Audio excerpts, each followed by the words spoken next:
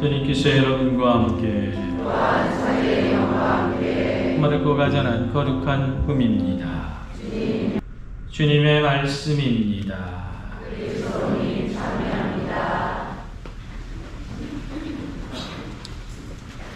오소서 성령님.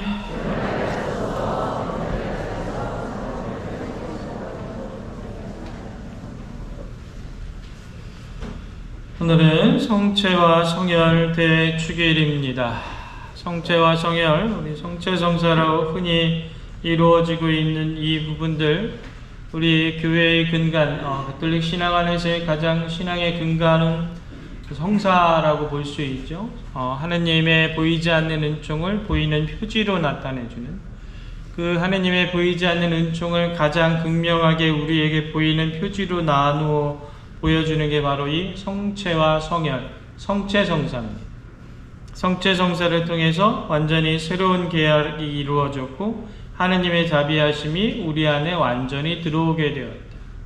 그래서 성체성사를 뜻하는 표현을 에우카리스티아라고 하는데 감사한다라는 의미입니다. 그래서 과연 우리가 하느님께 받은 은총, 하느님께서 우리를 완전히 새로운 인간으로 새 계약 안에 초대하셔서 새 사람을 만들어 주심에 감사한다라는 의미를 담고 있는 거죠. 자세한 내용은 주보에 써놨으니까 주보를 참고하시면 되겠습니다. 지금 피지는 마시고. 그렇다면 과연 이 감사한다라는 것이 우리에게 있어서 어떤 의미를 주는가? 그 감사함이 과연 우리에게 어떠한 질문을 던지고 있는가 생각해 봐야 됩니다. 여러분들이 처음 들으셨던 독서 탈출기 24장 3절에서 8절까지의 말씀, 모세의 중보로 말미암아서 백성들이 하느님께 순종하게 되고 그것으로서 새로운 계약이 맺어지고 그 계약은 매우 신성하다라는 것을 이야기해 줍니다. 이렇게 이스라엘 백성과 하느님이 맺으시는 계약은 매우 신성한 것이며 어떻게 보면 신약 안에서 성체성사로 맺어지는 계약의 예표의 형태일 것일 수도 있다라는 생각을 하게 됩니다. 이어서 등장하게 되는 히브리서 9장 11절에서 15절의 말씀을 보면 모세에 의해서 하느님의 자비하심이 전달되었는데 이 정도는 신약 안에서 예수님께 의해서 우리에게 전달된 그분의 자비에 비하면 정말로 보잘것없음을 드러냅니다. 구약에 마련되었었던 제사가 신약의 제사에 비하면 정말로 보잘것없음을 알게 됩니다. 구약의 모세가 예수님으로 대체되지만 그 비교할 수 없는 대상, 하느님의 아들이 이제 직접 세상에 오셔서 인간과 직접적으로 새로운 계약을 맺는데 그 징표는 단순한 양의 살과 피가 아니라 하느님 아들의 몸과 피로서 이루어지고 있다라고 이야기를 하는 겁니다. 다시 말해서 이 엄청난 새로운 계약으로 말미암아 예전에 헌 사람이었던 우리들은 모두가 새 사람이 되고 예수님이 새로운 언약의 중보자로서 우리에게 새 삶을 보증하시는 분이 되는 겁니다. 다시 말해서 아들을 통해서 아버지와 인간은 완전하게 새로운 계약의 모습에 참여하게 됩니다. 그렇게 될 수 있었던 이유는 바로 아버지가 아들을 세상에 보내주셨던 그 사랑 때문이고 아들이 인간을 너무나 사랑했던 나머지 자기 자신을 십자가의 희생 제물로 바쳐주셨기 때문에 이 계약이 성립될 수 있었다라는 겁니다. 다시 말해서 이러한 아버지와 아들에게 감사를 드리고 있는 우리의 모습은 바로 그분의 무한하신 사랑에 대한 감사의 모습이어야 된다라는 거죠. 그분이 무한하게 우리를 사랑하셨던 것처럼 우리 역시도 그렇게 무한하게 그분께 감사를 통해 돌려드릴 수 있어야 된다라는 것을 오늘 복음은 이야기하는 겁니다. 드라마에 보면은 정말 잘 나가던 여자가 있었는데 사랑에 빠지면서 자신의 모든 것을 버리고 남편을 위해서 희생해요. 그래가지고 남편이 나중에 엄청나게 성공하고 엄청나게 잘 나게 돼요. 그러면 그 다음은 어떻게 됩니까? 대다수가 드라마에서는 남편이 바람나죠. 도망가거나 그 조강지처를 버리거나 그렇게 되면 어떻게 돼요? 점 찍고 나타나죠? 싹 말아요.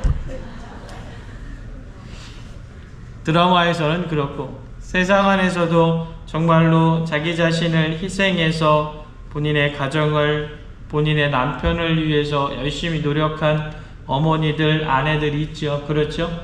그런 어머니들, 아내들로 말미암아서 정말로 잘 되어 있는 가정, 남편, 다시금 그 아내에게 정말로 충실하게 살아가는 것들도 있죠. 그렇죠? 드라마와는 다르게. 그렇다면 여러분들은 어느 쪽에 서 계신 분들입니까? 드라마 쪽에 가깝습니까? 아니면 정말로 잘 기워 갚고 있는, 감사함에 대해 제대로 표현하고 있는 쪽에 가까우신 분들입니까? 오늘 복음을 살펴보면 최후의 만찬을 준비함에 있어서 제자들이 물어봅니다. 음식을 어디에 차릴까요? 도성 안으로 가거라. 물동이를 메고 가는 남자를 만날 터이니 그를 따라가거라. 그가 들어가는 집의 주인에게 스승님께서 내가 제자들과 함께 파스카 음식을 먹을 내 방이 어디 있느냐 하고 물으십니다 하여라. 그러면 그 사람이 이미 자리를 깔아 준비된 큰 2층 방을 보여줄 것이다. 거기에다 차려라. 신학적 차원 안에서 이미 예비되어 있는 예수 그리스도의 최후의 만찬을 이야기하는 것이기도 하지만 그보다는 그 안에 실질적으로 들어가 보면 당대에 있어서 그 비싼 방을 이미 준비까지 해서 예수님께 공짜로 드리고 있는 어떤 이름도 전해지지 않는 한 사람을 만나게 되는 것. 12명이 넘는 사람이 들어가야 되니 더군다나 그 안에서 만찬을 즐겨야 되니 그 자리는 매우 크고 좋았을 것입니다. 이미 만들어진 자리였으니 그 전에 다른 손님을 받을 수도 없던 자리였습니다.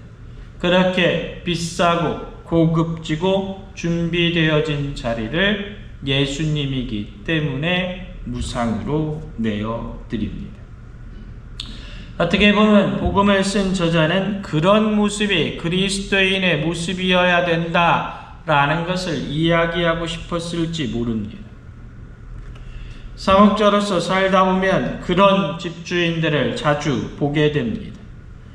아프고 어려운 환경이어서 때로는 너무나 힘든 집안 상황과 늘 속을 썩이는 아이들 때문에 정신이 다 나갈 지경이지만 어떻게 와서 교회에 와서 봉사라도 하려고 하는 사람들이 있습니다. 힘들고 어려워서 눈살을 찌푸리고 싶지만 내 옆에 있는 이들의 기분과 마음을 위해서 애써 웃고 있는 사람들의 모습도 보게 됩니다. 어떤 명예도 어떤 칭찬도 듣는 것은 아니지만 교회 공동체를 위해 자신의 시간과 재물을 소비해가며 때로는 마음 상하는 소리도 들어가면서 묵묵히 봉사하는 사람들도 있습니다. 세상에서 편하게 살 방법이 수없이 많은데 하느님 나라의 선포를 위해 자신의 안위를 내어버리는 세상에서 깨어있는 신자들도 많이 보게 됩니다. 세상 안에서 무언가 이익이 있으면 늘상 가장 먼저 하느님 몫으로 얼마를 떼어놓고 그것을 봉헌하는 사람들도 숱하게 바라봅니다. 모두가 같은 처지이고 같은 상황인데 예수님을 대하는 태도는 천차만별입니다. 다른 사람들도 있습니다. 신앙을 살면서 주님이 주신 많은 은총과 은혜에 감사한다 이야기합니다. 주님께서 자신의 삶을 이끌어 주시길 원하고 기도한다고 말합니다. 좋은 모습이고 바람직한 모습입니다. 그런데 말만 그렇지 행동은 그렇게 하지 않습니다.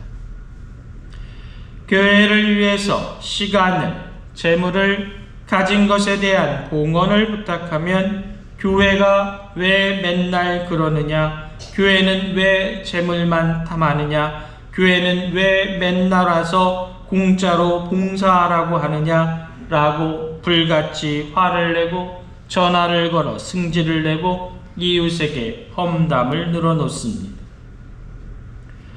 교회는 그냥 기도하고 있으면 하늘에서 만나가 떨어지듯 그런 걸로 유지되는 곳이 아닙니다. 여러분이 기도하는 성모상에 밝혀진 등불 하나도, 여러분들이 지금 듣고 있는 강론이 큰 목소리로 나갈 수 있는 것도 다 이 앞에 앉아 계신 할머니들의 주머니에서 나오는 소중한 봉헌금으로 이루어지는 것입니다. 내가 깨끗한 성전에 앉아서 미사를 드릴 수 있는 것도 월요일에 나와서 열심히 청소하는 레지오 단원들 때문에 가능한 일입니다. 내가 쉽게 교회 안에서 봉사하고 봉사할 때 여러 가지 도움을 받을 수 있는 것도 다른 데서 받는 월급의 반도 못 받아가면서 일하고 있는 사무실 직원들의 헌신 때문에 가능한 겁니다. 그런데 그들에게 우리는 너무나 쉽게 승질을 부리고 화를 내고 일을 부탁합니다. 교회에서 재물에 대해 이야기하면 무슨 절대로 말하지 말아야 될 힘의 반지 마냥 그 이야기를 하고 교회를 탓합니다. 내게 주시는 커다란 복과 평안은 얻고 싶지만 어떤 것도 주님께 그냥 내드리지는 않겠다는 이기적인 생각의 모습입니다. 내가 가진 것 전부를 내어놓으라는 것도 어마어마하게 큰 애금시사를 하라는 것도 아닙니다. 그저 주님께 거저받은 것 최선을 다해서 내어드리면 그뿐일 뿐입니다. 그런데 한 갖은 억측과 갖은 주장으로 자신의 이야기를 하고 싶어서 스스로를 더 어렵게 만듭니다. 2000년 전 아무 이름도 없이 모든 것을 봉헌했던 집주인의 모습과는 거리가 먼 모습입니다. 사랑하는 형제자매 여러분, 연중 제9주간이 시작됩니다. 내 모습을 한번 진정 돌아보았으면 합니다.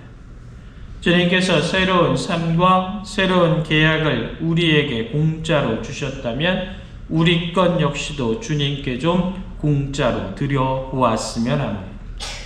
따지고 계산하고 비교해서 하기보다는 그저 내가 받은 것 그저 돌려드린다라는 마음을 한 번이라도 가져보았으면 좋겠습니다. 그것이 오늘 예수님이 우리에게 요청하신 모습이 아닌가 싶습니다. 사제가 목소리를 깔고 이야기하면 어김없이 다가와서 말합니다. 신부님, 힘든 일 있으십니까? 그런데 중요한 건 사제의 목소리가 아니라 사제가 무엇을 이야기하고 있느냐라는 것입니다.